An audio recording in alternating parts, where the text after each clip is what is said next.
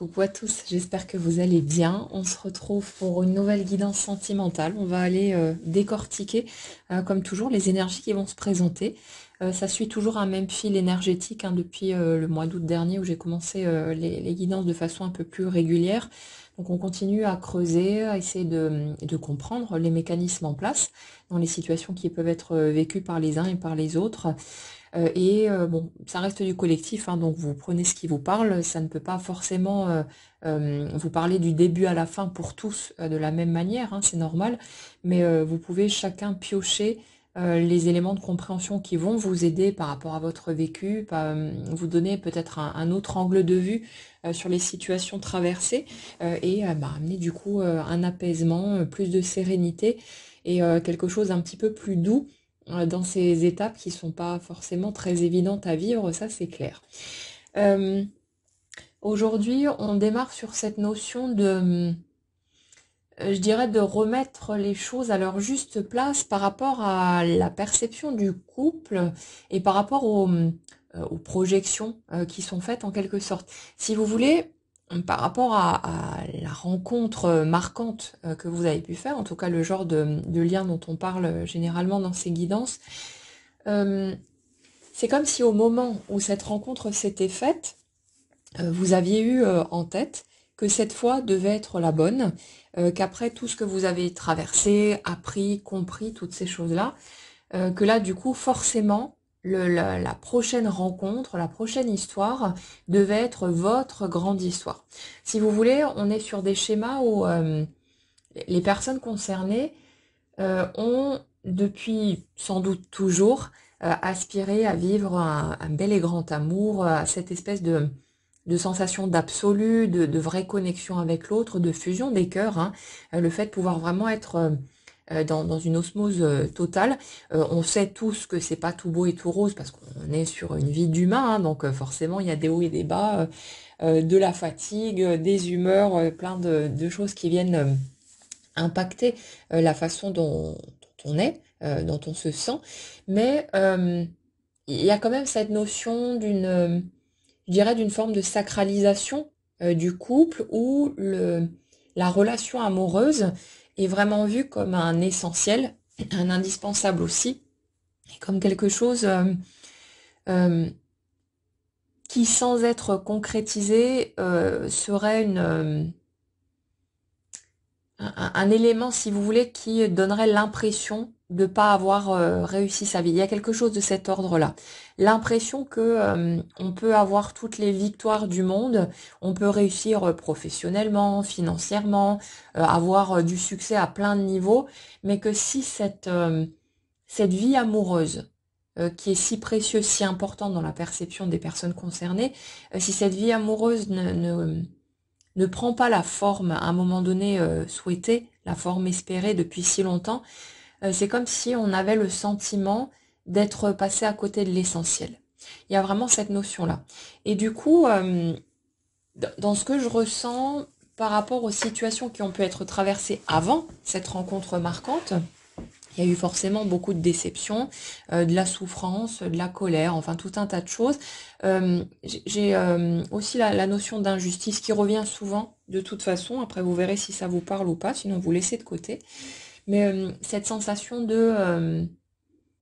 pourquoi est-ce que les autres ont l'air de réussir à vivre leur vie sentimentale normalement, on va dire ça comme ça, avec une certaine aisance, à rebondir, à avancer, à avoir l'air d'être bien, d'être heureux, de se satisfaire de ce qu'ils vivent. Et alors que moi, j'ai l'impression d'être toujours en galère, de ne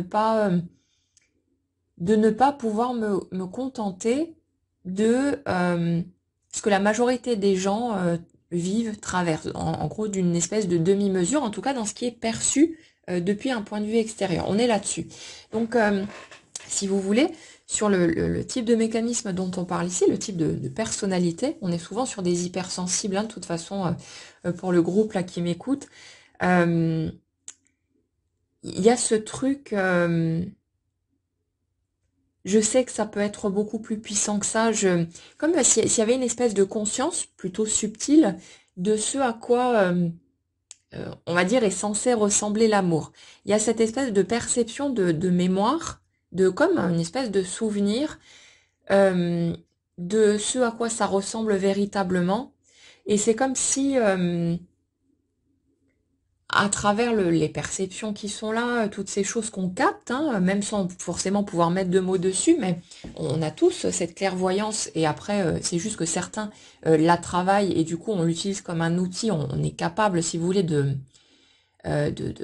mettre des mots dessus, d'analyser, d'affiner tout ça, et puis moi, ça me permet de faire mon job, et c'est génial, mais on a tous cette capacité à ressentir. C'est juste que pour certaines personnes, ça va rester un niveau plus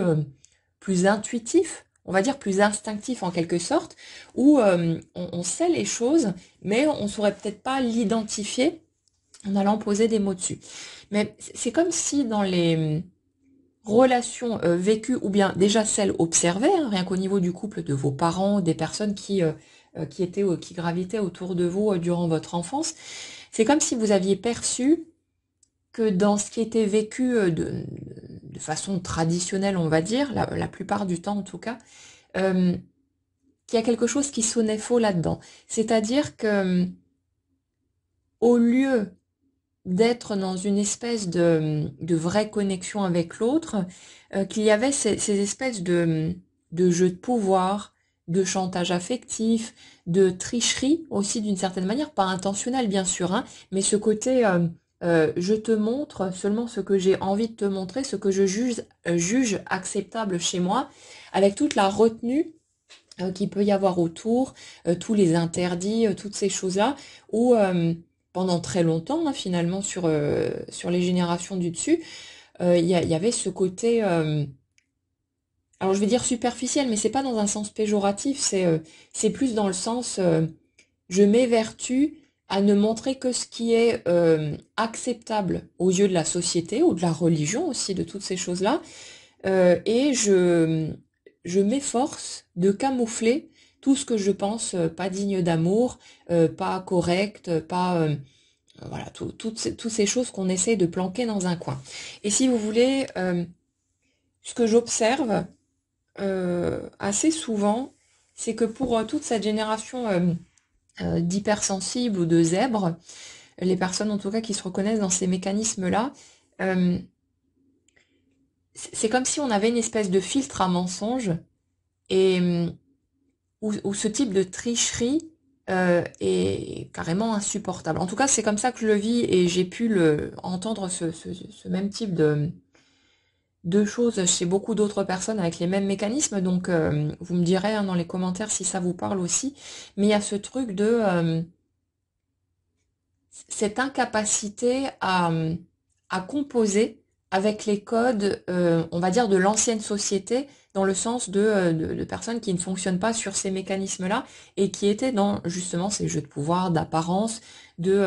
sans aucune intention hein, de tricher ou quoi que ce soit, mais c'est de la peur qu'il y a derrière tout simplement, la peur de ne pas être aimé. Et comme tout le monde, les personnes concernées par ces mécanismes-là, on agit par instinct, sans même y réfléchir, pour leur propre survie, pour pouvoir continuer à recevoir de l'attention, de l'amour, de l'approbation, toutes ces choses-là. Donc voilà, il n'y a rien à les juger là-dedans. Simplement, euh,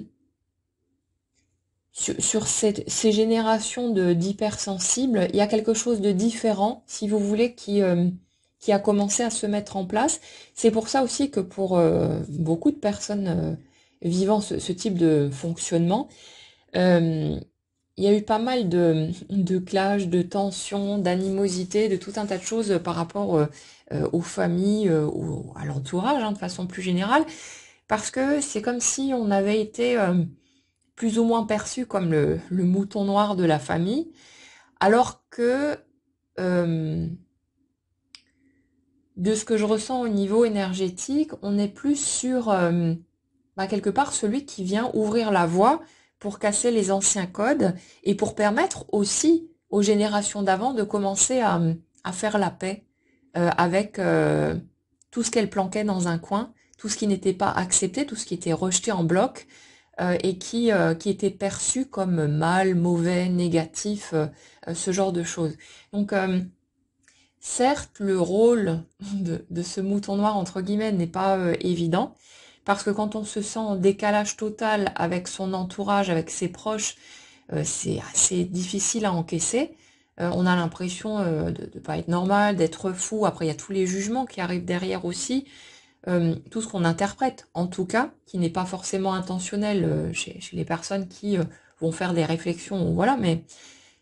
où nous, en tout cas, on va interpréter les réactions des autres, les commentaires, les critiques,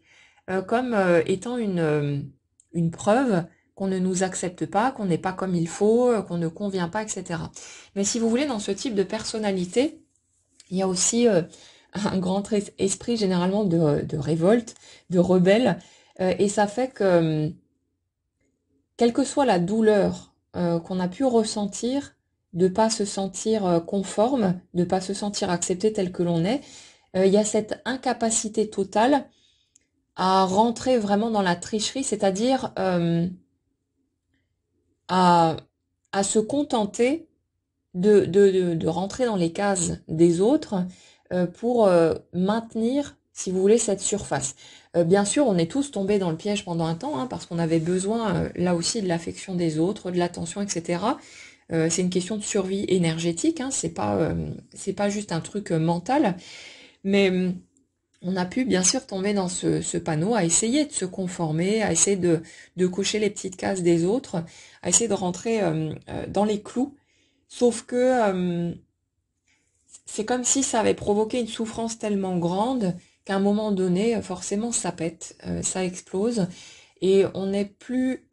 capable de tenir cette façade. On a besoin de laisser notre nature profonde s'exprimer, euh, et c'est à la fois pas facile, pas confortable du tout, en tout cas au départ, et en même temps, c'est une source d'extrême libération, de se donner enfin le droit d'être soi et de commencer à, à arrêter de vouloir à tout prix se conformer au regard des autres. Alors bien sûr, cet esprit de révolte, dans un premier temps, il passe par de toute façon, je suis qui je suis, je fais ce que je veux et je vous emmerde. Donc il y a besoin de cette réaction quelque part de repousser les autres, ceux qui ne nous ont pas pris tel qu'on était de base, mais qui nous ont laissé entendre qu'il fallait qu'on rentre dans les clous nous aussi, parce que eux-mêmes hein, tentaient de se conformer. Mais c'est quelque chose qui, au fur et à mesure, quand c'est apaisé, quand c'est accepté, quand c'est reconnu, va justement trouver une tranquillité. Et là, il n'y a plus cet esprit de révolte, si vous voulez, d'espèce de guerre, de lutte contre les autres et contre soi aussi, hein, pour ne plus accepter de d'essayer de jouer au caméléon, mais d'être juste soi, de continuer à être la personne qu'on a envie d'être. Ça finit par s'apaiser, par s'intégrer, et là on peut glisser vers un autre type de fonctionnement, et puis ben, quelque part devenir presque une sorte de phare aussi pour ceux qui n'osent pas encore franchir le pas, et qui vont se dire, ouais, après tout, moi aussi j'ai envie d'être moi, on m'accepte pas, mais j'en ai ras-le-bol de faire semblant, j'en ai ras-le-bol de porter des masques. Voilà, il y a tous ces mécanismes-là qui tombent petit à petit, et puis plus il y a de monde, si vous voulez, qui va dans cette direction d'authenticité, d'être simplement soi, d'oser, plus il y en a qui se disent, bah après tout, allez hop, j'y vais aussi, et puis ça crée un mouvement de masse, comme c'est le cas pour tout. Je sais plus du tout dans quelle direction je voulais aller avec ce truc-là. Euh, ouais, on était sur cette notion de... Ah oui, au moment de la rencontre, euh, c'est comme si dans vos mécanismes, dans vos tripes, hein, tout simplement, vous aviez toujours eu cette conscience que l'amour, ce qui était vendu comme de l'amour en tout cas, ce que vous avez pu observer par le passé, n'était pas... n'était pas un reflet, si vous voulez, de ce que ça représente véritablement. C'est comme s'il y avait eu une espèce de conscience maintenue de là où on vient, de ce qu'on était avant de s'incarner, de ce à quoi ressemble véritablement l'amour, l'acceptation totale, vraiment cette espèce de cocon d'amour pur, et avec cette sorte de nostalgie j'ai presque envie de dire, ouais, c'est vraiment ce sentiment-là, un sentiment de nostalgie, comme d'avoir l'impression, si vous voulez, d'avoir été coupé de ce cocon-là, de ce tout, hein, d'où on vient tous, et de le rechercher forcément au niveau terrestre à travers un autre être humain. Et c'est comme si depuis tout gosse, on avait eu cette conscience que ce qu'on a pu observer, en tout cas la plupart du temps, dans les fonctionnements de couple, n'était pas un reflet vraiment juste de ce qui était envisageable. Le truc qu'on comprenait pas par contre à ce moment-là, c'est que pour arriver à ce fonctionnement de couple où on est vraiment dans la connexion totale avec l'autre, dans l'acceptation, ben, on a besoin de traverser nous-mêmes toutes ces étapes, et ça prend du temps, qui vont nous permettre de nous accepter, nous, au fur et à mesure, de nous reconnaître, et donc d'arrêter de nous juger, d'arrêter de nous rejeter. Et le truc, c'est que quand on est dans le jugement, le rejet, ou tous ces trucs-là par rapport aux autres, c'est juste les parties de nous qu'on n'arrive pas à accepter, qui nous reviennent en miroir. Donc si vous voulez, cette connexion de cœur à cœur, cette connexion authentique, elle est vraiment possible, hein, bien sûr. C'est juste que la plupart des gens qu'on a pu observer dans leur relation de couple n'ont peut-être pas vécu ce type d'expérience-là parce que le chemin n'a pas été fait pour aller vers cette acceptation de soi, cette reconnaissance de nos parts, celles dites sombres, alors que c'est juste des morceaux de notre humanité. Mais il y avait tellement d'interdits, tellement de restrictions, tellement de freins sur c'est mal d'être comme si, on parle même pas des discours religieux, vous allez aller en enfer hein, si vous n'êtes pas de bonnes personnes bienveillantes et lumineuses ou voilà qui se comportent comme il faut. Donc il y a tout ce bagage-là, si vous voulez, qui ont été transportés par les générations d'avant. Après, on parle pas de ce qui a pu se passer plus loin, hein, parce que autant de l'Inquisition ou même penser différemment, avoir un esprit un peu plus libre, pouvait vous conduire sur un bûcher. Ben forcément, ça fout la trouille et beaucoup de gens voulaient simplement survivre, avoir la paix, hein, vivre leur petite vie aussi tranquillement que possible, sans être inquiétés ni pour eux ni pour leur famille. Donc forcément, il y avait énormément de limites, de freins, et on peut facilement comprendre pourquoi les gens vivaient dans la peur et s'interdisaient un peu plus de liberté quant au fait d'être simplement soi-même.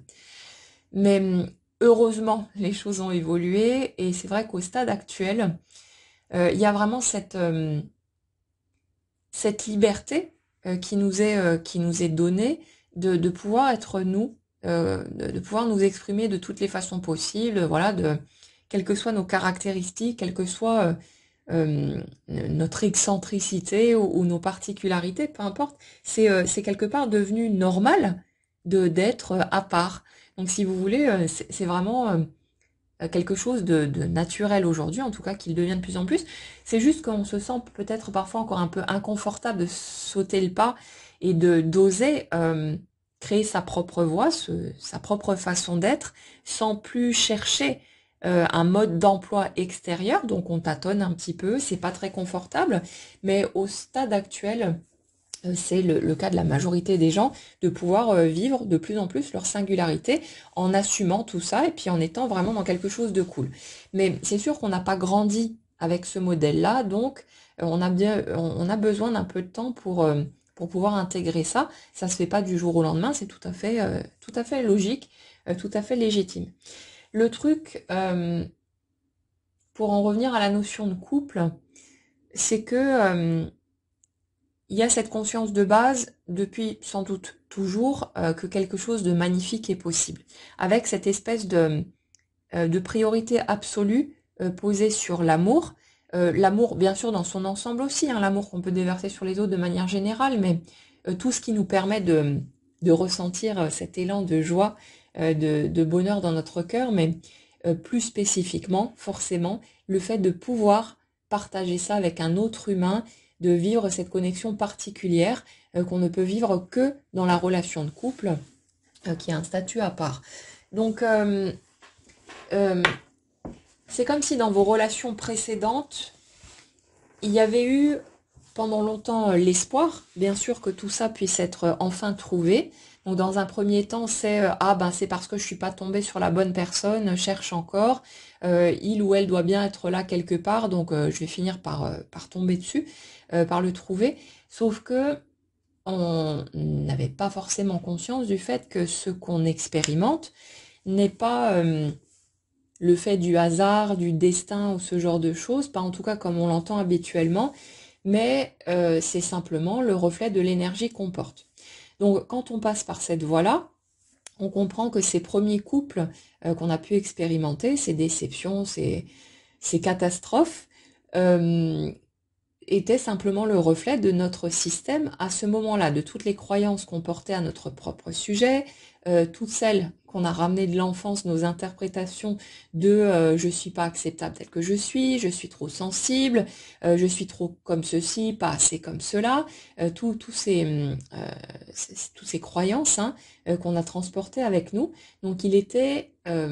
nécessaire et obligatoire, hein, c'était juste de la logique énergétique, qu'on voit apparaître dans la matière les circonstances, les personnes, les situations qui allaient refléter cette vérité qu'on portait à ce moment-là. Et comme je l'expliquais, je crois, dans la dernière guidance, euh, il y a à la fois ce côté ah la vie est si dure, machin, c'est dégueulasse, c'est pas juste, etc. Et en même temps, au-delà de la souffrance qu'on peut vivre bien naturellement, puisqu'on a à l'extérieur le reflet de ce que nous sommes, de ce qu'on vibre, euh, il y a dans ces situations la possibilité pour nous d'être suffisamment heurtés, justement, pour qu'à un moment donné, on ait le déclic, qu'on se réveille, souvent par la répétition hein, des situations, ça se fait la plupart du temps pas d'un coup, malheureusement, mais c'est comme ça, c'est le jeu de la vie. Euh, à travers les répétitions de ces situations, à force que ça se répète, ça va venir nous interpeller, ça va venir nous choquer suffisamment pour qu'on commence à se poser des questions et qu'on finisse par se demander si finalement il n'y a pas quelque chose chez nous qui fait qu'on obtient ces résultats-là. Et puis, pour la plupart d'entre nous, on a commencé à chercher, on a un bouquin qui a pu nous tomber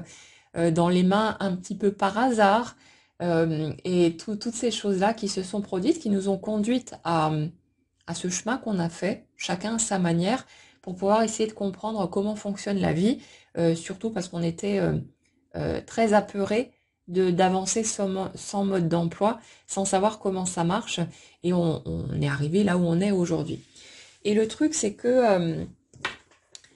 il y a eu de telles attentes et de telles déceptions par rapport à la notion de couple, qu'il y a une espèce de pression qui a commencé à monter dans les schémas que je ressens ici en tout cas, avec cette notion de maintenant que j'ai compris tout ça, maintenant que je suis capable de me respecter, de prendre soin de moi, d'être plus douce ou plus doux avec ma propre personne, euh, de façon logique, la prochaine relation, la prochaine rencontre devrait être la bonne. Et par la bonne, ce qu'on entend, c'est la relation qui va durer toute la vie. Sauf que il y a une espèce de piège quelque part là-dedans, parce que il y a un truc chez nous qui fait que dès qu'on se sent obligé de quelque chose, même si on se l'impose à soi-même en quelque sorte, et même si ça part a priori sur du positif, mais dès qu'on a le sentiment de ne plus avoir d'autre choix que de vivre telle ou telle situation, il y a un truc chez nous qui bug et qui ne peut pas accepter d'y aller. Alors on va décortiquer ce truc-là parce que c'est important et vous allez peut-être mieux comprendre en quoi vous pourriez ne pas vouloir ce que vous pensez vouloir à première vue, mais vous allez, je pense, comprendre le mécanisme. Et puis sinon, bah, laissez-vous juste le temps d'intégrer, mais ça viendra à un moment donné. Il y aura peut-être besoin de répétition par rapport à ça aussi, mais ça fera son tilt au moment où ce sera mûr pour vous. Euh, Par rapport à cette grande rencontre qu'on a pu faire, qui, à première vue, venait enfin nous prouver que ce qu'on avait toujours ressenti, toujours perçu, existait pour de vrai et était donc accessible, puisque ça se présentait dans notre vie. Euh, cette rencontre, forcément, elle a été associée au truc de ça y est, j'ai enfin trouvé la bonne personne pour moi. Et donc, avec cette projection, qu'on soit conscient du truc ou pas, hein, mais si vous regardez un peu chez vous, je pense que vous le verrez assez facilement, avec forcément cette projection qui rendait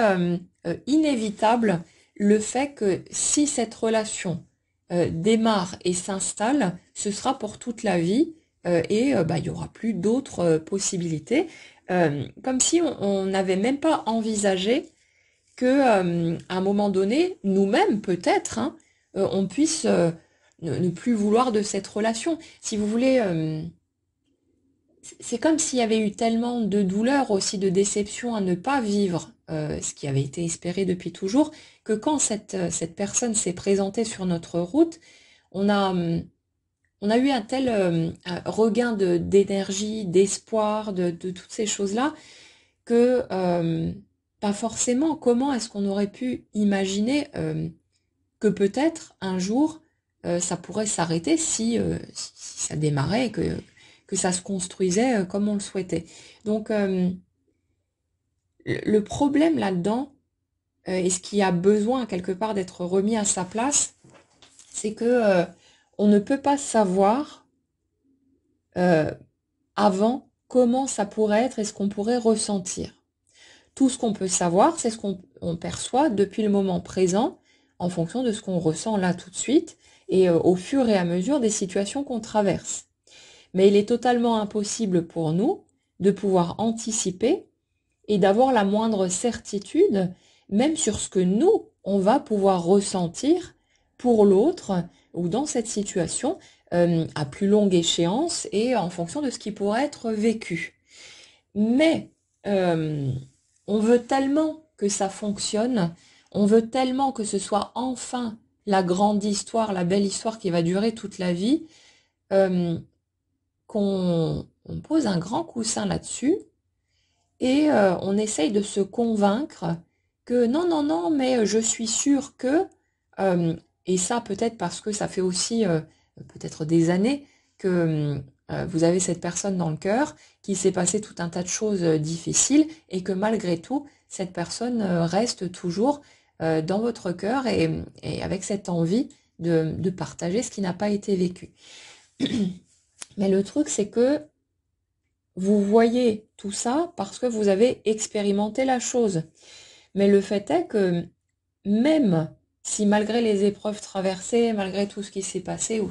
ce qui ne s'est pas passé, vous en êtes toujours là, c'est pas pour autant que vous pouvez avoir la moindre certitude quant à ce que vous ressentirez par la suite. Vous avez déjà traversé des situations qui certes n'étaient pas aussi puissantes au niveau émotionnel, mais où vous avez cru que ce serait pour toujours, que ça allait durer à long terme, et peut-être que quelques mois ou quelques années plus tard, vous vous êtes rendu compte que ce que vous ressentiez n'était plus du tout la même chose, et peut-être carrément le contraire, là où vous n'auriez jamais pensé plus tôt qu'un jour vous pourriez en être là. Donc, si vous voulez, il y a ce truc-là qui est important à recadrer, parce que certes, vous pouvez ressentir quelque chose d'extrêmement puissant qui n'a jamais été connu avant, qui dure dans le temps et tous ces trucs-là. Donc ok, ça c'est nouveau. Mais si vous vous projetez en n'envisageant qu'une seule option possible, c'est-à-dire si cette relation prend ou reprend et se construit, il faut que ce soit jusqu'au bout, vous vous piégez tout seul. Et la part de vous qui tient absolument à conserver sa liberté va s'opposer farouchement à tout ça et elle va provoquer dans la matière les obstacles nécessaires pour que vous ne puissiez carrément pas rentrer dans la relation. Comme ça, vous êtes sûr de ne pas aller vous emprisonner tout seul. C'est très couillon hein, comme mécanisme, mais énergétiquement parlant, ça fonctionne comme ça. Euh, Surtout que dans les couples que vous avez pu vivre précédemment, ou dans différentes mêmes situations au-delà de la relation amoureuse, mais euh, il y a eu un tel sentiment d'être emprisonné, d'être enfermé et de s'être en plus piégé soi-même à travers même ses propres mensonges, hein, son propre déni, tous ces trucs-là, qui sont rien que de l'humain, mais on fonctionne à partir de ça. Il y a eu un tel sentiment de privation de liberté, de souffrance par rapport à cet aspect-là, ce côté obligation, ce côté cette sensation de devoir rendre des comptes, d'être toujours peut-être surveillé, parce qu'on se surveillait soi-même aussi, à ne pas vouloir montrer hein, qui on était en entier, tous ces trucs-là. Une telle sensation d'enfermement que, à la limite, même si ça fait très mal, ne rien vivre est encore moins douloureux que d'envisager de retourner dans ce type d'expérience-là. Et ça fait que pour beaucoup d'entre vous, si vous allez regarder un tout petit peu ce qui se passe à l'intérieur, je pense que vous arriverez à l'identifier, vous allez vous rendre compte que d'un côté, vous aimeriez vivre cette histoire, vous aimeriez y aller, vous avez peut-être aussi la trouille que ça puisse s'arrêter, ou voilà, donc du coup, vous aimeriez avoir des garanties que ça va durer, que ça va fonctionner, mais en même temps, si vous regardez le sentiment que vous pouvez avoir quand vous envisagez que si j'y vais, c'est pour toujours, il n'y aura plus d'autres options possibles, ben perso, ça me foutrait grave la trouille, et j'ai aucune envie de plonger là-dedans si j'ai pas la possibilité de sortir de là, si jamais je devais avoir l'envie de le faire pour une raison ou pour une autre. Observez ce truc-là chez vous. C'est super intéressant à voir et ça explique beaucoup de choses. Et ça permet de comprendre pourquoi, tant que vous êtes dans cette espèce d'absolu, à considérer que si, si cette personne revient dans votre vie, ou si vous faites une rencontre déterminante qui aura une espèce de d'obligation même posée sur de la joie, même si c'est heureux, hein, mais qui a ce sentiment de contrainte, de je suis là et maintenant de toute façon je vais devoir rester là-dedans, peu importe ce que je pourrais ressentir ou vouloir par la suite, ben, on n'a clairement pas envie d'y aller. Peu importe à quel point l'autre personne peut compter pour nous, à quel point nos sentiments peuvent être forts, on ne veut pas se mettre dans une prison, même si c'est une magnifique prison dorée, avec tout ce qu'il peut y avoir dedans. On veut avoir cette liberté, on a besoin de, de garder cette sensation de libre arbitre, si vous voulez, et même quand on s'impose un truc à soi-même, c'est pas acceptable et donc inconsciemment, on va refuser toute possibilité de naissance de la relation ou de reprise parce que on est conscient du fait que si je m'impose d'aller là-dedans et d'y rester absolument pour toujours parce que je l'ai tellement voulu que après je pourrais plus m'autoriser à éventuellement en sortir, non, là c'est juste pas possible. Vous avez vraiment besoin de revenir à ce truc ok, je sais ce que je ressens, je sais ce que j'aimerais dans l'idéal, mais je ne sais absolument pas ce que je vais vivre concrètement, en plus au fil du temps, dans cette relation. Donc, je sais ce que j'aimerais vivre idéalement, mais je vais garder en vue que si un jour, pour une raison ou pour une autre, je ne ressens plus les mêmes choses, ou alors je ressens toujours la même chose, mais j'aspire à quelque chose de différent, j'aurai le droit de sortir de cette relation, d'y renoncer, euh, sans avoir besoin de transformer l'autre en monstre pour me donner le droit de quitter cette personne et de vivre ma vie comme je le veux. Ce qui se passe très souvent dans les relations où on a fait de l'autre le vilain méchant, tous les pervers narcissiques là, hein, qui sont étiquetés, la grande majorité du temps, et je l'ai fait aussi, hein, donc c'est pas un truc que je souligne pour le juger, hein, bien sûr que non, mais tous ces gens qu'on a peint en noir pour pouvoir s'extirper de la relation, la plupart du temps, si vous avez un tout petit peu d'honnêteté envers vous-même, vous allez vous rendre compte qu'en fait, vous aviez déjà envie de sortir de cette relation avant que ça commence à ressembler à un enfer. Et que quelque part, il y a une part de vous qui a été soulagée, libérée du fait que ça devienne aussi difficile et aussi horrible à vivre, parce que là, vous avez pu quitter la relation en mode survivant, à pouvoir dire à tout le monde, ah non, mais l'autre, il est tellement horrible, il fallait que je sorte de là parce que sinon, je serais allée me balancer au bout d'une corde. vous avez pu vous autoriser à reprendre votre liberté, là où déjà avant que ce soit si dramatique, vous vous étiez peut-être rendu compte que vous n'étiez pas si heureux que ça,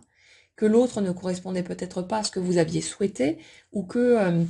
les promesses, les engagements que vous aviez pu prendre, finalement, ça vous rendait pas si heureux que ça, toutes ces choses-là, hein. Sauf que au moment où vous seriez peut-être rendu compte de ça, euh, c'est comme si c'était déjà allé trop loin,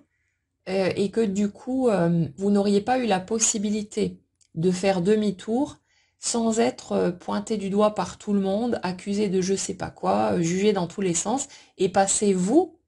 pour la vilaine méchante personne qui a laissé tomber l'autre ou qui a trahi ses engagements ou je sais pas quoi. Regardez ce truc-là chez vous. Il y a des chances qu'un bon nombre de personnes parmi vous se rendent compte de ce truc-là et c'est pas la fin du monde, hein. C'est comment dire le truc, c'est qu'au moment où on a vécu tout ça, on pouvait pas voir les choses de cette manière-là. On était persuadé d'être de bonne foi, d'être vraiment dans l'envie que ça fonctionne, de passer notre vie avec cette personne, etc. C'était pas une tricherie ou un mensonge. La grande majorité du temps, c'était pas le cas, hein. Euh, le truc, c'est juste que maintenant qu'on a une expérience de vie plus grande, qu'on a plus de recul, qu'on a un autre regard sur tout ça, ben on peut aller regarder tout ça, puis maintenant qu'on s'accepte un peu plus aussi dans toutes nos facettes, qu'on arrête de se juger pour nos petites,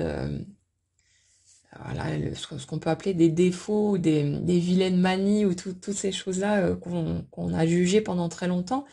Maintenant qu'on intègre tous ces morceaux-là et puis que on se regarde avec un peu plus de douceur, on peut aller regarder avec bienveillance cet être humain qu'on a été par le passé et voir tous les mensonges, toutes les magouilles qu'on a essayé de se vendre à soi-même pour se faire croire qu'on était la bonne personne de l'histoire et par peur simplement d'être jugé, d'être rejeté si on avait assumé directement ce qu'on ressentait ou ce qu'on ne ressentait pas ou plus, hein, euh, tout en étant peut-être allé trop loin dans ce qui avait déjà été vécu. Donc, y a ce truc-là qui est vraiment très important euh, par rapport à votre grande rencontre ou une grande rencontre que vous pourriez faire, peu importe, hein, adapté à votre situation. Euh, Ça va être très important que vous fassiez un pas en arrière pour vous donner la permission de peut-être un jour avoir envie de sortir de là en sachant que vous pourrez bien sûr réutiliser les anciennes magouilles et si vous n'êtes pas en mesure d'assumer, si vous voulez, votre choix, votre envie, tout simplement, de peut-être vivre autre chose ou que la situation, pour une raison ou pour une autre, ne vous convient plus, euh, ça repassera de toute façon par votre inconscient qui va faire son job et qui va faire en sorte que l'autre devienne le vilain méchant ou fasse ou dise quelque chose qui vous donnera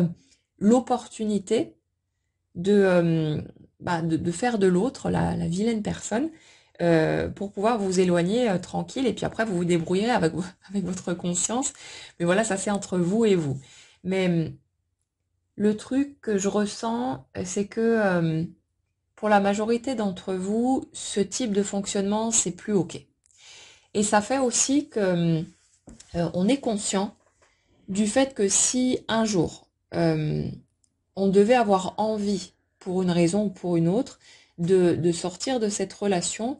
on ne pourrait plus faire de l'autre le méchant, surtout que cette personne, elle compte tellement que c'est juste inenvisageable d'en faire un monstre, de se le vendre, en tout cas comme un monstre, pour pouvoir prendre la porte de sortie en douce. Donc il y a ce côté, j'ai conscience du fait que si un jour, quelles que soient mes raisons, je souhaite sortir de ce lien, je vais devoir assumer et il y a le côté peut-être d'avoir peur de devoir assumer de toutes les conséquences, bah, y compris celle de risquer de faire mal à l'autre. Et ça, c'est assez puissant aussi. Donc, c'est comme s'il fallait être prêt aussi à tous ces aspects-là et ça demande du temps, ça demande de traverser différentes étapes pour, pour avoir observé par expérience, mais dans les expériences que vous allez vivre au quotidien, pas seulement au niveau amoureux, mais de pouvoir constater par expérience que quelles que soient les situations, on est capable d'assumer, de, de dire les choses, de dire notre vérité, en sachant que bien sûr on ne pourra jamais contrôler la manière dont les autres vont réagir, ça c'est clair, donc l'autre va vivre certaines blessures seulement en fonction de son propre système, et s'il les vit, bah, c'est qu'il y a aussi un appel indirect à tout ça pour pouvoir guérir, bien sûr, mais c'est comme si dans cette situation, on cherchait à tout anticiper, à tout contrôler une fois de plus, y compris les éventualités qu'il pourrait y avoir peut-être des années plus tard dans ce type d'option, comme si on voulait maîtriser le moindre recoin de l'histoire, y compris dans une possible rupture, pour être sûr qu'on n'allait pas démolir l'autre ou se démolir soi aussi, et comme si on voulait assurer nos arrières de tous les côtés. Mais ce qu'on a besoin de voir aussi, c'est qu'on ne pourra pas contrôler quoi que ce soit. On ne peut pas contrôler les réactions des autres, on ne peut pas contrôler leurs émotions, et on peut que être juste envers soi-même et faire au mieux pour être la personne qu'on a envie d'être. Donc c'est un peu comme si dans cette situation, l'autre avait une telle place, une telle importance, que quelque part, ouais, il y a aussi ce désir ouais, presque de protéger l'autre de ce qu'on pourrait nous lui faire ou provoquer chez lui ou chez elle, en fonction de ce qui pourrait se produire. En fait, ouais, c'est assez marrant à voir, mais il y a vraiment ce truc de je cherche à calculer toutes les possibilités, à tout prévoir pour être sûr de pas faire de mal à qui que ce soit, ni à l'autre, ni à moi. Et il y a cet oubli du fait que la vie est totalement imprévisible et que, un truc très con, hein, mais si vous deviez entrer dans cette relation, que ça fonctionne, que ce soit merveilleux, etc., demain, enfin un peu plus loin sur le chemin, vous avez un accident, vous faites une attaque ou j'en sais rien et vous mourrez. Comment vous faites pour éviter à l'autre de souffrir? Et c'est quoi le délire en fait? C'est on va s'interdire toute possibilité d'être heureux parce qu'il y a un risque qu'à un moment donné on souffre de quelque chose. Vous voyez un peu le piège? Et on est là-dessus, on est sur les schémas de personnes qui, euh, qui ont déjà eu l'impression d'avoir tellement souffert de ce que la vie était capable de mettre sur leur chemin que c'est comme si vous aviez beaucoup de mal à digérer que la vie sera toujours cet assemblage de haut et de bas. Et il y a cette espèce d'interdit d'imposer à l'autre la possibilité d'une souffrance. Mais aussi pour soi, hein, ça va dans les deux sens de toute façon, mais c'est comme si en ayant conscience de, de ce que nous, on a pu ressentir dans telle ou telle situation, on avait très peur d'un jour peut-être risquer d'imposer ça à l'autre, alors que l'autre, comme dit, va vivre ce qu'il va vivre et ressentir ce qu'il va ressentir en fonction de son propre système. Donc, c'est pas quelque chose qu'on peut contrôler. Mais c'est comme si cette personne avait une telle importance à vos yeux qui a aussi cette peur de devenir un jour son bourreau et de peut-être lui faire vivre ce que vous avez déjà pu ressentir, mais que l'autre a déjà ressenti aussi en fonction de son cheminement. Mais il y a cette peur d'être responsable de la souffrance de l'autre et ouais, une espèce de peur de soi. Je tombe vraiment là-dessus, la peur de sa propre imprévisibilité, un truc comme ça. Euh, la peur de sa propre inconstance. Comme si, en fait, vous aviez peur de vous engager, de faire des promesses, de voilà, le truc habituel qu'on va forcément tous faire parce que même si on sait qu'on n'a aucune possibilité de garantir quoi que ce soit, au moment où on vit les choses, c'est tellement fort, c'est tellement intense, c'est tellement beau qu'on a besoin de les prononcer, ces paroles, et c'est sincère en plus. Mais il y a cette peur de je m'engage, j'y vais, l'autre il plonge à fond avec moi, et un jour peut-être je me rends compte que ça ne me convient plus ou que j'aspire à autre chose. Et là, du coup, qu'est-ce que je fais? Je risque de faire subir à l'autre quelque chose qui pourrait être juste horrible. Et on a beau avoir conscience de cette notion de multivers et du fait qu'on a toujours la version des autres qui correspond à notre propre système, c'est pas pour autant que qu'on va y aller en mode rien à foutre. On peut pas ne pas tenir compte des autres, surtout dans ce type de mode de fonctionnement qu'on a décrit ici. C'est vraiment, il y a une conscience de la globalité, si vous voulez, une conscience de l'autre qui est très puissante, comme si à un certain niveau, on considérait que la totalité de l'humanité, c'est un seul tout, une grande famille, et que quelque part, on a de plus en plus de mal à, à ne pas regarder la souffrance d'un autre comme étant la sienne. Il y a quelque chose comme ça, en tout cas, qui est en train de prendre forme aussi en arrière-plan. Et, euh, et le truc, c'est que, ouais, c'est comme si par ce désir de contrôle qui ressort régulièrement, mais des deux côtés de toute façon, mais euh, comme si par ce désir de contrôle, vous cherchiez à tout anticiper, et le problème, c'est que vous vivez pas, quoi. Vous êtes techniquement en vie, mais vous avez cette sensation d'être comme enfermé dans une bulle, comme si vous vous mettiez en dehors de la vie et qu'en plus vous le faisiez vous-même à cause de cette interdiction de potentiellement pouvoir être le déclencheur de blessures chez l'autre. Il y a vraiment quelque chose comme ça en trame de fond. Et ouais, le truc en fait, on revient toujours à ça. C'est cette notion de digérer le fait qu'on n'aura de toute façon aucun contrôle sur quoi que ce soit, que la vie, c'est avancer à l'aveugle. Alors bien sûr qu'on peut avoir toutes ces compréhensions, on peut faire en sorte d'avoir un minimum de balisage sur notre route, mais concrètement, il peut arriver tout et n'importe quoi à quel moment. Comment est-ce qu'on pourrait prévoir les choses? Et c'est comme si on était en train de digérer le côté imprévisible justement de la vie et le côté imprévisible de qui nous sommes aussi. Parce que même si on se connaît bien, même si on a déjà vécu un certain nombre d'années avec nous-mêmes, on ne peut absolument pas savoir ce qu'on pourrait vouloir ou ressentir demain, dans un an ou dans 10. C'est pas possible. Il y a plein de choses que vous pouvez ressentir, penser, être aujourd'hui.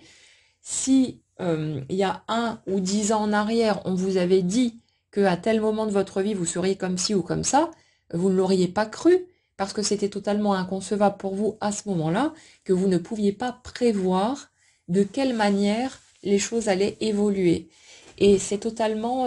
la même chose pour la suite de notre parcours. Il n'y a aucune possibilité d'avoir des garanties, ni d'offrir des garanties à qui que ce soit. Donc, si vous voulez, il y a vraiment ce truc-là qui a besoin d'être remis à sa place. Et puis bon, ça va s'intégrer, ça va faire son bonhomme de chemin. Ce qui ressort en guidance, c'est comme, si vous voulez, une espèce de prise de conscience. C'est des énergies qui sont déjà là de toute façon et qui sont simplement verbalisées pour qu'on puisse mieux les comprendre et que, voilà, c'est le journal d'infos de notre énergie en quelque sorte qui nous permet de suivre un petit peu ce qui se passe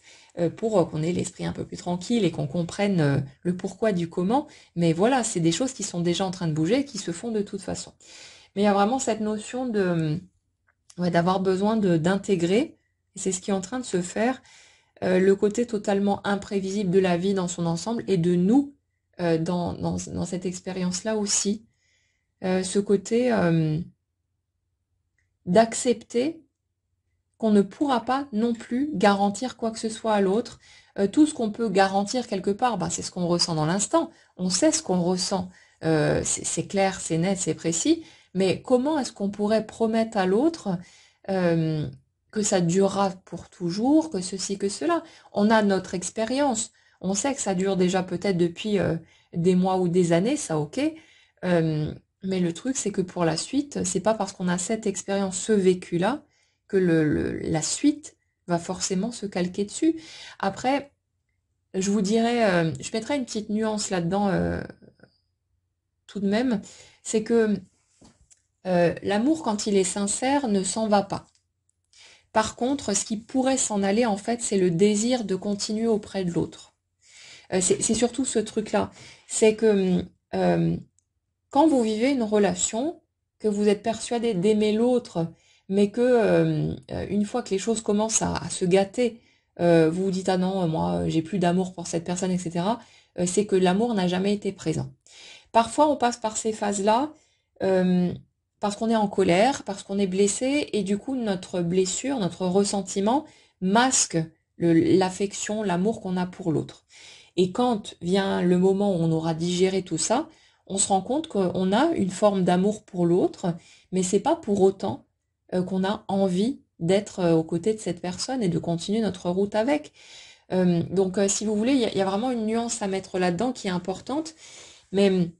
le truc ici, c'est que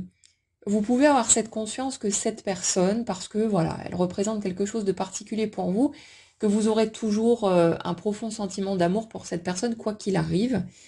Mais comment est-ce que vous pourriez être certain que vous aurez toute votre vie envie de rester aux côtés de cette personne? Vous ne pouvez pas le savoir. Et d'être là à affirmer si, si, mais moi je suis sûre que,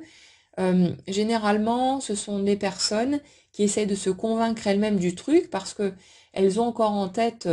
tout un tas d'idées fausses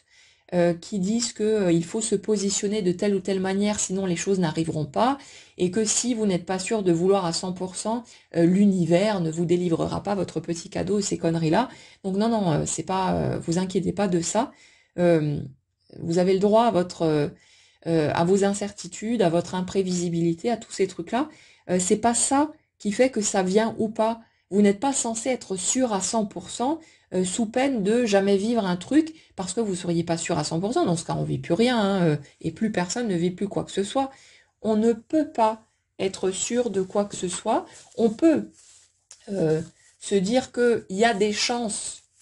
qu'on ressente encore telle ou telle chose, mais de là à prétendre qu'on a la moindre certitude, c'est quand même un peu gonflé, c'est surtout un sacré gros mensonge. Donc si vous voulez, euh, les énergies sur lesquelles on est aujourd'hui, c'est vraiment cette notion d'accepter que vous n'avez aucune visibilité sur ce qui pourrait prendre forme et que ça fait partie du jeu. Et c'est comme si on avait besoin de digérer ce truc-là aussi, parce que si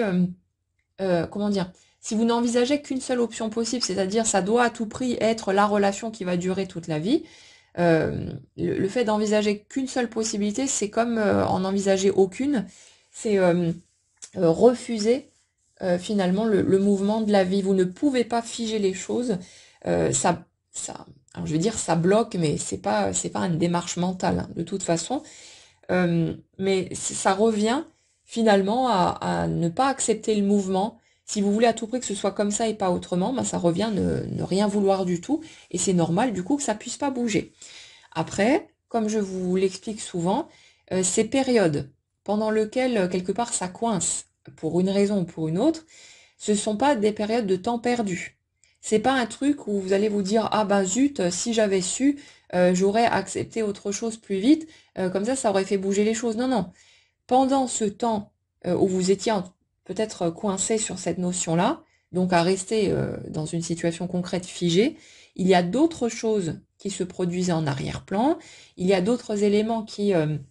venaient jusqu'à vous au fil des jours pour s'intégrer à votre système, pour vous donner une autre compréhension des choses, vous laisser le temps de digérer ce qui avait besoin de l'être, guérir vos blessures, tous ces trucs-là. Donc vous inquiétez pas, hein. On peut seulement avoir l'impression d'avoir perdu son temps, d'avoir fait quelque chose de travers, de ne pas avoir compris suffisamment vite, et on va se ronger avec ça et se prendre la tête pendant des lustres. Mais non, non, c'est juste une impression, c'est une interprétation, c'est les conclusions que nous, on tire depuis notre point de vue tellement limité, mais ce qui se passe au niveau énergétique, c'est que ce temps est totalement indispensable et nécessaire parce qu'il y a d'autres choses qui se mettent en place à tout un tas de niveaux différents et qui vous permettent petit à petit d'intégrer ce qui a besoin de l'être. Et au moment où c'est mûr, la prise de conscience arrive parce que le barrage a sauté. Et là, vous avez l'impression que c'est parce que j'ai pris conscience de ça que ça a bougé. Non, non, c'était déjà en train de bouger. La prise de conscience est venue après.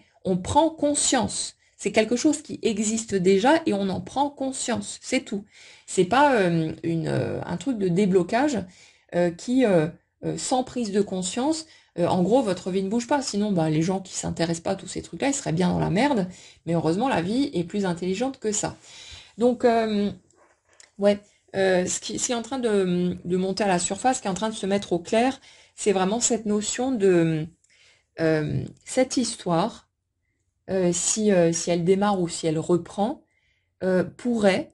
n'être qu'une aventure de passage, ne pourrait être une histoire temporaire, quelle que soit la puissance des sentiments que vous avez l'un pour l'autre, ça pourrait être seulement une étape sur votre route. Et ça, c'est quelque chose qui est important d'accepter et qui demande un peu de temps pour pouvoir être digéré. Ça pourrait aussi, bien sûr, être une très grande histoire qui va durer, mais j'ai envie de vous dire que la valeur d'une relation, elle s'estime pas à la durée du truc, elle s'estime au degré de joie qu'on a ressenti dans cette relation, à tous les moments magiques, à toutes les belles choses qu'on a pu vivre dedans. Il faut peut-être arrêter de vouloir là aussi cocher des petites cases pour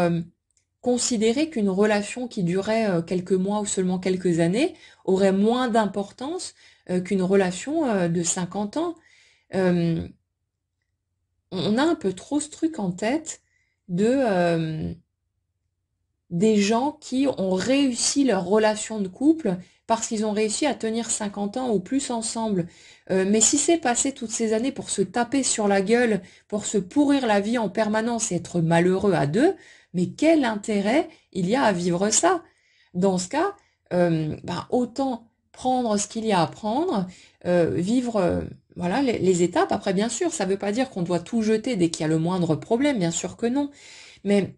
si on a l'impression de se forcer à rester dans une relation alors qu'on est malheureux, je vois pas trop l'intérêt du truc. Il y a bien sûr dans une vie de couple des épreuves, des difficultés à surmonter, des différences, tout un tas de choses qui vont faire qu'on va avoir des défis à relever ensemble. Ça, c'est normal. Mais ces défis, ils peuvent être relevés du moment qu'on est toujours heureux d'être ensemble et de faire ce chemin à deux. Mais s'il n'y a aucun bonheur dans le fait de poursuivre ce chemin à deux, si c'est une espèce d'épreuve constante, une espèce de parcours du combattant où on ressent aucune joie à partager sa vie avec l'autre, là je suis désolée, mais la relation de 50 ans, elle vaut rien. Donc c'est pas une espèce de tour de force. Ah ouais, j'ai réussi à tenir comme un super guerrier qui aura accepté une vie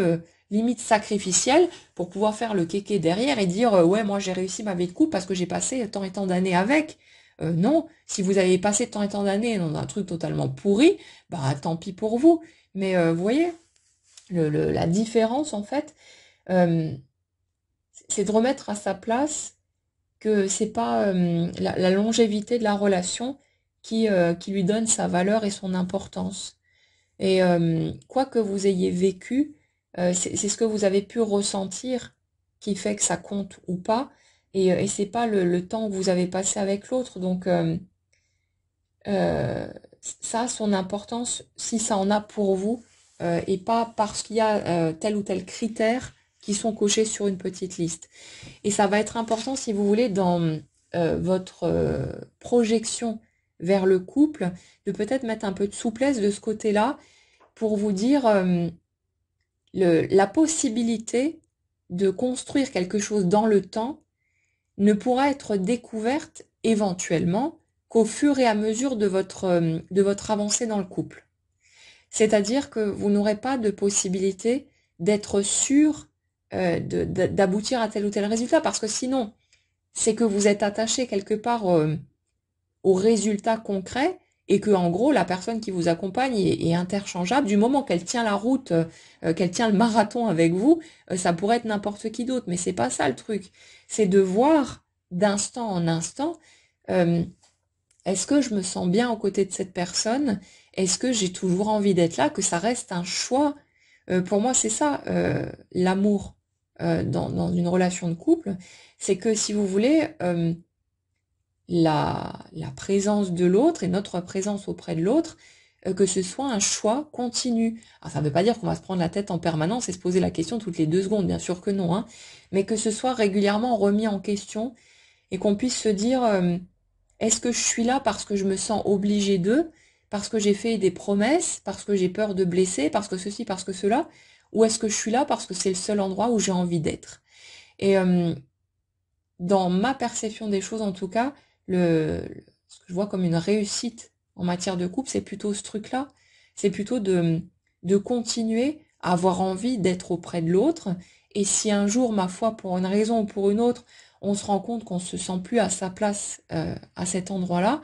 ben c'est peut-être de se faire ce cadeau mutuel d'accepter que les routes doivent se séparer. C'est pas pour autant qu'on est obligé de le faire dans la haine, dans la destruction, de salir l'autre ou de trouver des prétextes. Ce que les autres autour pourraient en penser, la façon dont ils pourraient le juger, ça les regarde. Souvent, les gens qui jugent quand vous vous séparez, c'est des gens qui, eux, sont malheureux en couple et qui n'ont pas les couilles de faire ce qu'il faut pour en sortir et d'assumer les conséquences derrière. Donc eux, ils ont très vite la grande gueule pour venir vous dire ah ouais non mais tu te rends compte machin et tout, alors qu'ils sont dans une relation pourrie et qui ça les rassure quelque part de voir que vous vivez une relation de merde aussi. Ils se sentent un peu moins seuls et ils peuvent continuer à se raconter que c'est normal de vivre les choses comme ça et qu'ils ont raison de rester dans leur petit couple de merde juste pour préserver les apparences.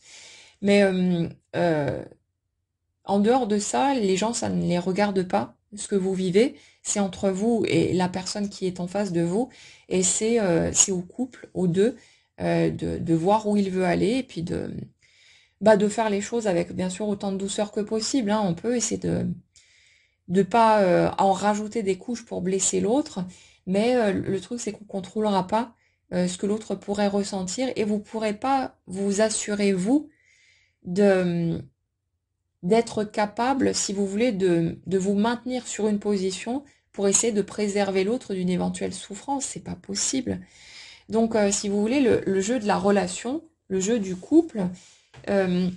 il implique d'accepter ce côté imprévisible et ce côté de même, dans son propre système, de ne pouvoir offrir aucune garantie à l'autre. Et le truc, c'est que quand vous démarrez votre relation sur ces bases-là, sur le truc de ben je t'aime, mais je peux pas te garantir quoi que ce soit pour la suite, je peux pas te promettre que je serai là pour toujours, que voilà, j'aurai encore envie d'être avec toi dans un an ou j'en sais rien.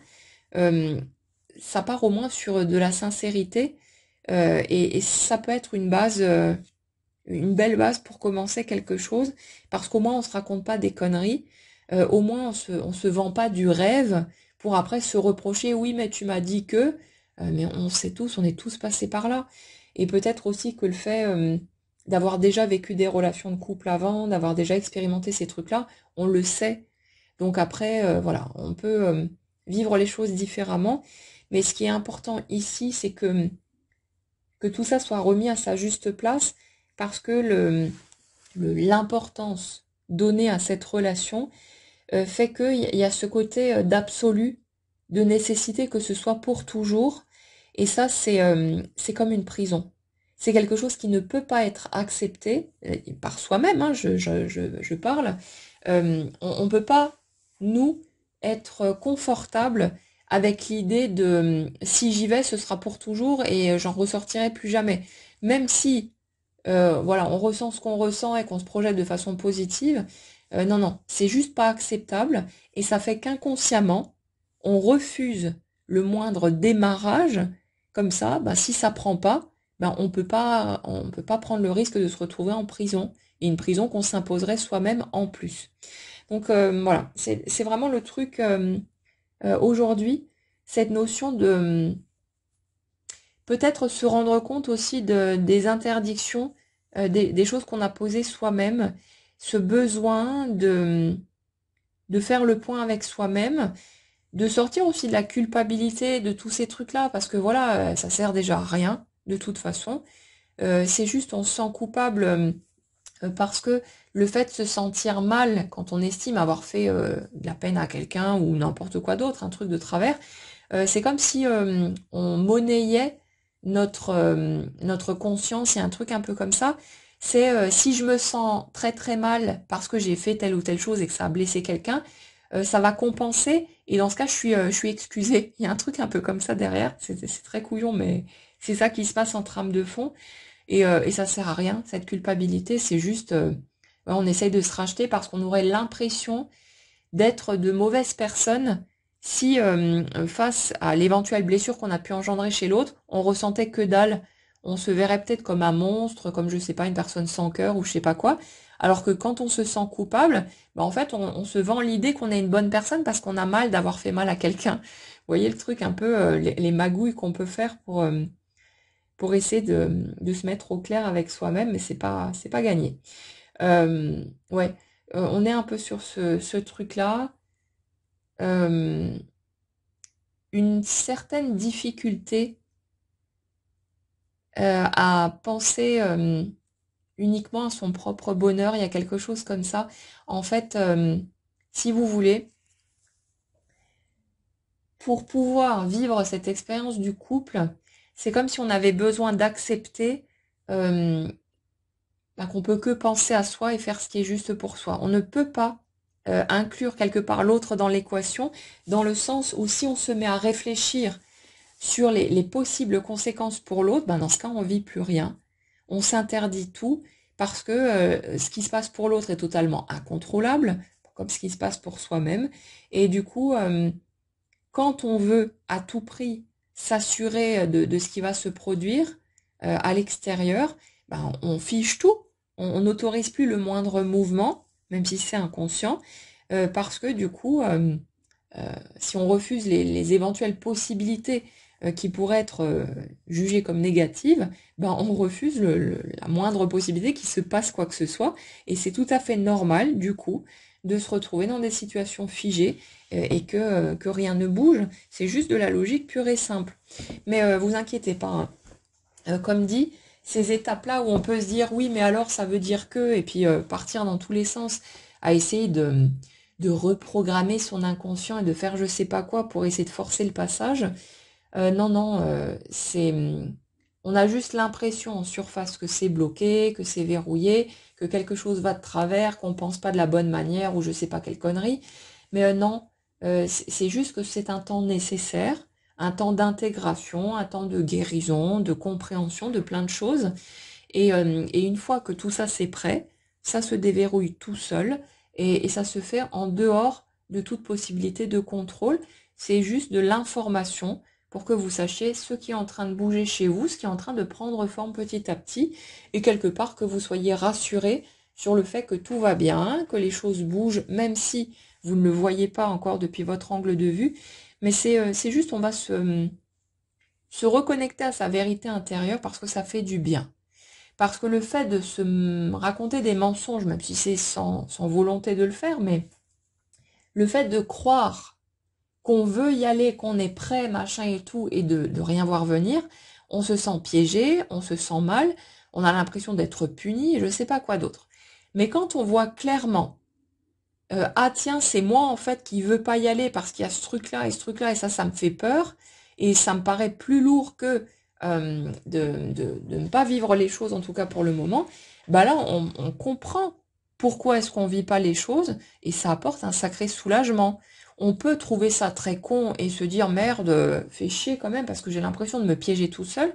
mais le fait de comprendre ce qui se passe, ça amène malgré tout un apaisement et ça fait qu'on vit les choses avec un peu plus de tranquillité et qu'on sait aussi que c'est juste une question de timing, que les choses ont besoin de temps pour pouvoir se mettre en place, pour qu'on puisse guérir, tous ces trucs-là, mais que c'est pas pour autant que les portes sont fermées. C'est juste que nous, on a tendance à avoir le sentiment que si ça bouge pas tout de suite, ça bougera jamais. Mais ça, c'est une impression purement humaine et on l'a vécu déjà 50 000 fois. Donc c'est juste une sensation. Mais il y a tous ces trucs-là qui sont en train de faire leur petit bonhomme de chemin et aussi cette, cette invitation au pardon quelque part en priorité sur le fait de se pardonner à soi-même et donc bah, tout naturellement de pardonner à l'autre parce qu'on se rend compte qu'en fait il n'y a rien du tout à excuser, c'était juste un miroir, il n'y avait rien d'intentionnel, c'était le reflet de notre propre système et au lieu de tourner la colère vers l'autre ou de la tourner vers soi, de pouvoir se regarder avec compassion, avec compréhension et comprendre comment est-ce on est passé par toutes ces étapes et pourquoi est-ce qu'on a eu besoin aussi de traverser tous ces trucs-là. Donc, ouais, il y a vraiment cette notion d'une espèce de rectification qui se fait au fur et à mesure dans notre regard sur nous-mêmes et forcément sur l'autre aussi. Et dans le fait de se délester de toute cette culpabilité, de ces poids morts, de toutes ces choses qui ne servent à rien, qui ont été utiles pendant un temps, on en avait besoin pour différentes raisons, mais qui se libèrent au fur et à mesure parce qu'elles n'ont plus de sens. Puis les guérisons se sont faites. Donc il y a tous ces aspects-là. Et le truc, c'est que c'est comme si on était préparé, en quelque sorte, au fur et à mesure, au fait que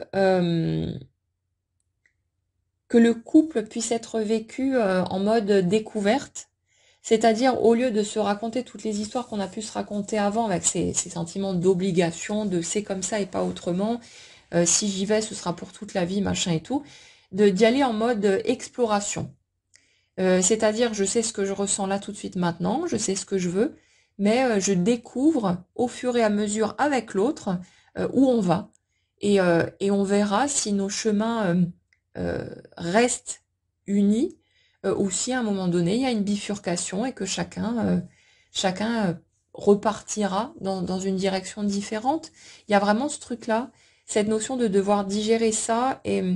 si vous voulez, c'est comme si pendant un temps, ça n'avait pas été possible de pouvoir envisager les choses sous cet angle, parce qu'il y avait un tel besoin d'avoir l'impression de réussir sa vie amoureuse, qu'il fallait, dans notre conception des choses, que ce soit un absolu, que ce soit définitif, que ce soit pour toujours, et on ne pouvait pas envisager la possibilité de peut-être faire juste un petit bout de chemin, enfin plus ou moins long, avec l'autre, mais que éventuellement, à un moment donné, autre chose finisse par se présenter, une autre voie, et que les chemins se séparent. Donc, c'est comme s'il y avait une espèce d'assouplissement de tout ça qui arrive à un moment où vous êtes capable de l'entendre de toute façon. Et puis vous verrez bien. Après, c'est vraiment ce truc d'accepter le côté totalement impermanent de la vie et l'impossibilité de prévoir une quelconque issue, autant dans un sens que dans l'autre. Et le truc, encore une fois, c'est que de vouloir figer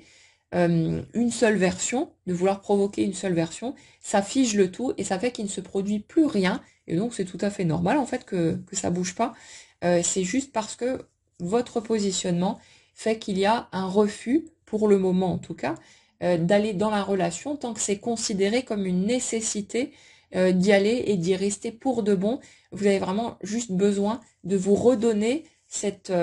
liberté de peut-être un jour avoir l'option de sortir de la relation si vous deviez, pour une raison ou pour une autre, vouloir autre chose à un moment donné. C'est quelque chose d'indispensable et de nécessaire parce que si vous avez le sentiment de ne plus avoir votre libre arbitre et de vous piéger tout seul, il y a une part de vous qui refusera de toute façon d'y aller parce que c'est totalement insupportable de ne pas avoir le choix et on a vraiment besoin d'avoir cette possibilité à portée de main, aussi belle que puisse être la relation, c'est totalement nécessaire. Donc on est là-dessus, on est vraiment sur ces notions-là. Après, c'est ça qui vous ouvre la porte à quelque chose de plus doux, à quelque chose de plus tranquille, au lieu d'entrer dans la relation avec une pression monstrueuse sur les épaules, parce que c'est ce qui se passait avant en fait. Hein. Au moment où vous avez fait cette rencontre, les caractéristiques qui étaient les vôtres, la façon dont vous perceviez le couple, votre façon d'envisager les choses, euh, tout ça, ça a fait que, mais des deux côtés, hein, il y avait une pression monstrueuse de part et d'autre, et c'est aussi pour ça qu'il y a eu tellement de peur, qu'il y a eu tellement de réactions vives, toutes ces choses-là, de réactions de fuite. C'est parce que vous étiez dans... Vous ne pouviez pas, en fait, entrer dans la relation de façon tranquille et saine avec ces dispositions de départ. C'était juste... c'était un piège monstrueux, c'était une pression de ouf, sans parler après de la dévalorisation de soi, du regard sur soi qui n'était pas forcément très évident, le fait de pas se sentir à la hauteur, toutes les choses qui avaient besoin d'être réglées aussi. Mais déjà rien qu'au niveau de la perception du couple, des attentes qui étaient posées sur le couple de part et d'autre, c'était juste pas possible de démarrer une relation sur ces bases-là. Donc c'est normal quelque part que vous vous soyez indirectement repoussés mutuellement d'une manière ou d'une autre. C'est parce qu'il fallait fuir à toutes jambes pour ne surtout pas rentrer dans le couple de cette manière-là. Ça aurait été une catastrophe, surtout que pour la plupart d'entre vous, vous aviez déjà vécu des relations de couple douloureuses, difficiles, aliénantes. Vous pouviez pas envisager de rentrer à nouveau dans l'expérience du couple par cet angle-là. Ça aurait été la catastrophe absolue. Et Dieu merci, c'est notre totalité qui produit le résultat et pas notre mental, notre conscient, parce que sinon, ben, on se serait tous retrouvés dans des situations totalement horribles, avec en même temps une interdiction posée à nous-mêmes de sortir de là, parce que oui, mais maintenant que je ressens un truc aussi fort, je vais quand même pas le laisser passer, et ça aurait été vraiment un carnage, hein. Donc il fallait que tout ce chemin soit fait, il fallait que tout ça se mette en place, que tout ça s'intègre, et tout fleurit tout seul, comme dans la nature, au fur et à mesure, mais ça demande du temps. Et c'est pour ça que ben, parfois on a l'impression que ça n'en finit jamais, mais c'est juste que ça demande un temps d'intégration et on peut que se raccrocher quelque part à ces compréhensions pour ben, naviguer un peu moins à l'aveugle, pour avoir un petit phare dans la nuit qui nous rassure comme une petite loupiote hein, quand on a fait un cauchemar. Et puis voilà, mais c'est des choses qui se mettent en place toutes seules et qui vont de toute façon construire pour vous la possibilité de vivre ce lien dans de bonnes conditions, sans savoir où vous allez aller, en découvrant, en explorant au fur et à mesure. Mais c'est ça qui va donner la magie aussi de l'histoire, qui va vous permettre d'y aller sans cette pression qui aurait été insupportable. Hein, ça, vous n'auriez pas pu trouver la moindre sérénité ou la moindre joie dans ces conditions-là. Donc là, on a vraiment ce côté la sensation d'avoir traversé la tempête, on ne sait pas trop comment on a fait pour s'en relever, on est encore un peu hébété, euh, mais ça donne la possibilité de pouvoir s'ouvrir à l'autre en étant soi-même, en étant dans une sérénité, une acceptation qui n'était pas présente par le passé, et de vous donner accès en fait à une toute autre qualité relationnelle. Et comme si ce que vous aviez déjà perçu dans un premier temps avec cette sensation d'évidence, voilà, de quelque chose de totalement évident. Ouais, y a pas d'autre mot. Euh, Qu'en fait, cette perception était juste, mais en ayant cette perception, vous aviez l'impression que puisque vous perceviez ça, ça devait prendre forme tout de suite. Sauf que ça pouvait pas prendre forme tout de suite. C'est comme si vous aviez eu par anticipation, si vous voulez, cette perception des choses et sans avoir l'itinéraire qui allait vous emmener de là où vous étiez à ce moment-là à là où vous pourriez enfin prendre votre envol à deux pour pouvoir vivre cette relation dans de bonnes conditions. Donc vous avez pu souvent remettre en question vos perceptions, vous dire oui mais est-ce que je me suis totalement plantée, est-ce que je me suis trompée à ce point, est-ce que j'étais complètement à côté de la plaque, est-ce que j'ai imaginé tout ça? Non, pas nécessairement. Euh, pour beaucoup, c'était juste un panneau indicateur nécessaire qui vous a aidé à vous accrocher aussi pendant toutes ces étapes, parce que vous aviez besoin de traverser tout ça, mais c'était simplement un panneau indicateur qui vous montrait on va dire, l'aboutissement, enfin en tout cas cette étape-là un peu plus loin, mais heureusement sans vous montrer le chemin qu'il allait falloir traverser pour y aller, parce que si vous aviez su à quel point vous alliez morfler et tout ce que vous aviez traversé, je pense qu'il n'y a pas grand monde parmi nous qui aurait eu envie de faire le chemin. On ne se serait pas accroché, on aurait été découragé de base. On avait besoin de croire que ça allait prendre forme très vite et que, hop, allez, encore un obstacle, allez, je le surmonte et puis après ce sera bon. Encore un autre, bon, ok, j'y vais, je continue. On avait besoin de tout ça pour pouvoir traverser ces étapes, sinon on aurait lâché, tout simplement, et on ne serait pas les personnes qu'on est aujourd'hui avec toutes les guérisons qui sont opérées, les compréhensions et tout ce qui donne plus de tranquillité finalement à notre expérience de vie. Et ça, c'était une base indispensable qui devait se construire pour qu'on ait la possibilité ensuite de vivre l'expérience du couple comme on le souhaite. Et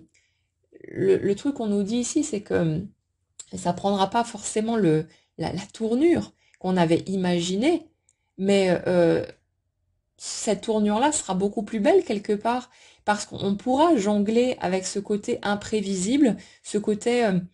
quelque part un peu grisant de je sais pas où je vais, j'ai aucune possibilité de prévoir quoi que ce soit, mais je plonge, j'y vais, j'expérimente, et puis on verra bien sur place. Je sais que je peux me casser la figure à n'importe quel moment, mais je veux vivre, je veux expérimenter, je veux y aller. C'est ça aussi qui donne l'intensité de ce qui est vécu et la magie finalement dans tous les instants précieux qui peuvent être partagés. Donc tout ça, c'est en train de se construire, c'est en train de faire son petit bonhomme de chemin. Et dès que vous serez prêt, les choses se déverrouilleront toutes seules, de toute façon. Vous n'avez rien à forcer, vous n'avez pas besoin de vous inquiéter, d'avoir peur de louper quoi que ce soit. Si vous faites des démarches de thérapie, de soins, de tout ce que vous voulez, faites-les pour vous rassurer, pour avoir l'esprit tranquille, pour vous dire ok, j'ai essayé, bon ça donne peut-être rien, mais au moins je l'ai fait pour moi. Comme ça, je sais que j'aurais pas à traîner ce poids de me demander et si j'avais tenté quelque chose, est-ce que ça aurait pu débloquer un truc? Faites-le dans cet état d'esprit-là, faites-le vraiment pour amener cette tranquillité chez vous, c'est un cadeau aussi, mais essayez juste de garder un peu de souplesse pour vous dire que vous pouvez rien forcer, mais vous avez parfaitement le droit de d'essayer tout un tas de choses et comme ça vous aurez l'esprit plus serein et ça vous permettra de vous détendre et de profiter un peu plus du voyage aussi. Donc il y a de belles choses qui viennent de toute façon, elles sont inévitables, vous ne pourrez pas passer à côté, il y a vraiment cette conscience, gardez vos espoirs, gardez cette conscience que vous avez pu avoir que l'autre c'est la personne pour vous comprenez peut-être pas pourquoi non plus, parce que je sais pas, elle correspond pas à ce que vous aviez imaginé ou peu importe, mais fiez-vous à ce que vous ressentez, mais gardez juste en tête que c'est pas parce que vous ressentez quelque chose que le chemin doit être direct et vous mener radicalement par là. Les choses que vous allez expérimenter dans la vie pourraient vous paraître contradictoires. Vous pourriez avoir l'impression d'aller à contresens, que c'est pas du tout la voie qui va vous permettre d'aller là ou là, mais vous ne savez pas quel impact les scènes, les situations que vous pouvez vivre peuvent avoir au fur et à mesure sur vous, mais la part de vous qui s'occupe de ça, elle sait parfaitement ce qu'elle fait, et tout ce qui se produit est là pour refléter votre énergie. Et dans chaque situation, il y a aussi des clés pour que vous puissiez cheminer, ouvrir de nouvelles portes et avancer comme vous en avez besoin pour aller vers ce que vous voulez. Donc, c'est inévitable. C'est vraiment, voilà, c'est l'évidence même. Laissez les choses se faire, intégrez au fur et à mesure, laissez-vous le temps de digérer. Quand vous avez des épisodes de colère, de souffrance, machin et tout, autorisez-vous à ressentir ce que vous ressentez. C'est légitime, c'est ce que vous ressentez, respectez ce truc-là et laissez la vie faire son œuvre pour le reste. Les étapes se mettent en place de toute façon pour que vous puissiez avancer dans cette direction, dans les meilleures conditions possibles et que vous puissiez vivre cette belle expérience du couple dès que vous serez prêt. Voilà pour les messages que j'avais à vous transmettre aujourd'hui. J'espère que ça pourra vous aider un petit peu dans ce cheminement qui n'est pas facile. Être un être humain, ça n'a rien d'évident, ça c'est clair. Donc on prend les moyens du bord pour rendre le voyage un petit peu plus confortable, avec un tout petit peu plus de visibilité sur la chose aussi. N'hésitez pas à partager, comme toujours dans les commentaires, comment vous pouvez vivre les choses, ce qui fait écho à votre propre cheminement, les avancées qui se font peut-être pour vous, les choses que vous avez observées, remarquées, qui qui ont pu vous faire du bien. Passez de très bonnes fêtes de Pâques, mangez plein de chocolat si vous pouvez. Très bonne journée à vous et on se retrouve très vite.